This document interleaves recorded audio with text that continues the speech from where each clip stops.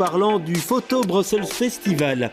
Il se déroule jusqu'au 20 décembre et le thème de cette édition, c'est la ville vue par les photographes.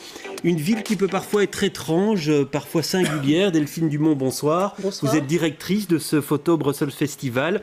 Alors l'idée, c'est quoi? C'est de donner carte blanche à des photographes et qu'ils nous donnent leur vision de la ville? Ça peut arriver, effectivement. Nous avons donné carte blanche à 2 photographes notamment. Mais sinon, ce sont des propositions que les photographes travaillent depuis longtemps. Les photographes font des séries, ont des passions. Et beaucoup de nos photographes travaillent sur la ville depuis de nombreuses années. Mais l'image que nous voyons en ce moment... Oui, ça c'est l'image qu'on voit derrière. Alors c'est une image qui est signée Jean-François Rosier. Et donc c'est une vision très particulière de Bruxelles. Oui, donc Jean-François Rosier, qui est un photographe français, a inventé le concept de l'hyperphotographie, à savoir qu'il y a 5 à 10 000 photographies dans chacune de ces images. Il est venu à notre invitation à Bruxelles au mois de juillet, il a sillonné la ville. On a trouvé ça intéressant de donner cette carte blanche justement à un Français qui porte ce regard sur Bruxelles, un regard nouveau. Et les Bruxellois peuvent être tout à fait fiers de la manière dont il a magnifié Bruxelles. Et donc il y a tous ces bâtiments qui sont superposés les uns aux autres. Vous voyez la photo, c'est vrai que c'est très impressionnant quand on la voit, d'autant que c'est une très très grande photo. Une très grande photo, celle qui est exposée donc au hangar, place du Châtelain, qui est le centre de ce Photo Bruxelles Festival, mesure 2,50 m de long, donc c'est vrai que le public s'arrête de nombreuses minutes à la recherche de leur maison. Et on essaye de reconnaître l'ensemble des bâtiments. Alors Paul Das, bonsoir, vous êtes vous-même photographe, vous avez entamé un projet qui est de recréer la Belgique au travers d'une série de photos? Oui, je voulais créer une ville imaginaire avec des photos. Donc je prends une photo pour chaque ville en Belgique et j'essaye de créer une ville. Alors c'est un petit peu singulier, on va voir quelques images aussi de vos créations. Alors il y a de la photo architecturale et puis il y a aussi de la photo aussi souvent où parfois c'est juste un mur, parfois c'est juste un bâtiment sur un parking. C'est au fil de promenades que vous trouvez Oui, je fais des promenades de 2 ou 3 heures par ville, soit en vélo ou à pied, et je prends peut-être 2 ou 3 photos. Et je retourne parfois. Et qu'est-ce que vous recherchez alors dans cette une singularité, quelque chose d'étrange? Je ne sais pas, je rencontre l'image. Et à quel moment vous vous dites tiens là j'ai un sujet? Oui, je le sens peut-être. Où je vois des objets et j'essaye de faire une photo en prenant une vue assez spéciale.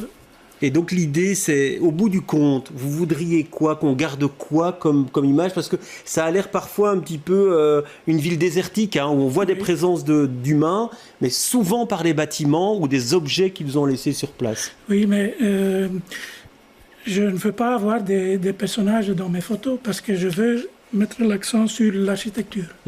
Ça, c'est le but. Alors, on va voir une autre photo, Delphine Dumont, si vous le voulez bien. Là, c'est une photo qui est signée Philippe Calandre. Et là encore, on est dans un photomontage. On a l'impression qu'il y en a beaucoup, ou alors c'est juste un concours de circonstances? Alors, Philippe Calandre travaille de manière tout à fait différente de Jean-François Rosier. Il est venu à Bruxelles qu'il ne connaissait pas tellement, sur sa moto, avec son appareil photo argentique. Il a sillonné la ville. Et il a, selon son inspiration, photographié des bâtiments. Il travaille à l'ancienne. Il développe ses films qu'il scanne et numérise ensuite. Et après commence son travail de création de nouvelles images. Donc il est parti sans a priori sur Bruxelles. Il avait auparavant fait un travail sur Venise. Donc je pense que là aussi, c'est une grande fierté pour la ville que d'avoir ces images. Comme il a fait avant à Venise, c'est un travail qui était assez remarqué et remarquable. Donc maintenant, on peut être aussi émerveillé par Bruxelles. Et ici, on est avec un photographe qui photographie encore en argentique. Oui. On ne s'en rend pas très bien compte en voyant la photo qui est juste derrière vous. Et puis il y a un photomontage numérique après, et donc une image qui est quand même beaucoup retravaillée. Ce sont des milliers d'heures de travail, donc c'est très très impressionnant. Alors chez vous, Paul Das, on n'est pas du tout là. Là, vous, il n'y a aucun collage. Et vous ne travaillez pas en argentique, vous travaillez en digital. En digital, oui. Et pourquoi le digital, ça vous permet de faire quoi? C'est plus facile pour moi. Pour les promenades, ça pèse moins la caméra. Et j'ai plus de possibilités pour retravailler les couleurs et le cadrage aussi. Ah oui, donc vous retravaillez le cadrage, vous retravaillez aussi les couleurs par après. Et c'est pourquoi? Pour créer une atmosphère? Une atmosphère peut-être surréaliste. Donc les images sont très légères de couleurs. Alors là, vous sillonnez la Belgique entière. Oui, mais... Quel est le territoire qui vous inspire le plus? Peut-être la Wallonie. La Wallonie, oui. Oui. Et une ville en particulier? Charleroi. Oui. Et là qu'est-ce que vous trouvez dans cette ville-là? C'est très spécial, hein, avec les usines et les ponts et tout ça. Donc, oui. Et donc là, une série de photos viennent de là, alors si je vous comprends bien. Oui. Ouais. Alors, Delphine Dumont, Oui. on voit plein d'univers différents hein, dans les différentes photos que vous montrez. Qu'est-ce qu'ils vous disent de la ville, ces photographes, quand vous les rencontrez? On a à tous posé la question, la ville vous fait-elle toujours rêver? Et c'est vrai qu'on s'est orienté sur quelque chose d'assez positif assez vite. On s'est rendu compte qu'on avait envie de montrer la ville sous un angle assez positif. Et ces photographes nous disent tous, enfin tous ceux qu'on a rencontrés, que la ville les fait encore rêver, que la ville les inspire énormément. La ville d'aujourd'hui les inspire. C'est vrai qu'on ne sait pas, on aborde un genre un peu particulier. C'est vrai qu'on n'est pas dans le photojournalisme ni dans la photodocumentaire dans ce festival. Donc on est dans la photographie d'art, dans la création d'images. Donc ce qui permet justement de magnifier un peu tous les défauts parfois de nos villes. Oui, et donc on dit souvent que pour les photographes, Bruxelles est une ville inspirante. Je ne sais pas si vous nous confirmerez ça. Oui. Une petite partie de mon projet est Bruxelles. Donc je fais des photos dans les 19 communes. Et pourquoi vous trouvez Bruxelles inspirante et qu'est-ce qui vous inspire dans cette ville? C'est la même idée que je fais à Bruxelles que dans la Belgique. C'est tout à fait la même chose, mais c'est la même chose. Ouais, j'ai l'impression aussi qu'à certains moments, vous aimez bien les parkings, hein, parce qu'il y a plusieurs photos de parking. J'ai cru connaître le parking C sur le plateau du Heysel, où vous avez fait une photo. Qu'est-ce qui vous plaît dans ces espaces vides à un moment donné? Parce que souvent, on les voit vides. Hein. Oui, mais le vide, c'est inspirant. C'est inspirant, ça. Et sur le parking C, je ne sais pas si... Non, on l'a pas vu, mais effectivement, il y en a une et il y en a d'autres aussi. Il y a un camion noir sans lettres, sans de pub, dans un espace assez vide avec toutes les lignes.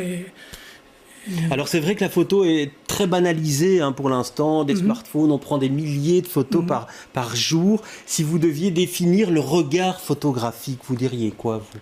Du professionnel que vous êtes, par rapport à cette banalisation totale de l'image aujourd'hui? Oui, j'essaye de créer un univers. Et ce sont des images, comment dire, c'est lent et pas exubérant. Et je trouve ça une valeur. Oui, c'est ça aussi, parce qu'à certains moments, qu'est-ce que vous dites là? Là, on est face à une création photographique et pas une photo banale.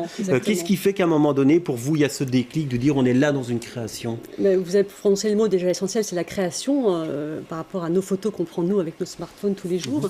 Et aussi, nous, on cherche vraiment à trouver des travaux qui aient du sens, enfin, qui expriment quelque chose et qu'il y ait aussi un savoir-faire derrière tout ça. Donc une qualité d'image, la qualité du travail du photographe, qui, comme je dis, peut être très artisanal encore aujourd'hui. Merci en tout cas d'être venu sur notre plateau, et donc on renvoie à votre festival, c'est au hangar et aussi dans d'autres galeries autour de la place du Châtelain, XL essentiellement. Merci d'avoir été des nôtres.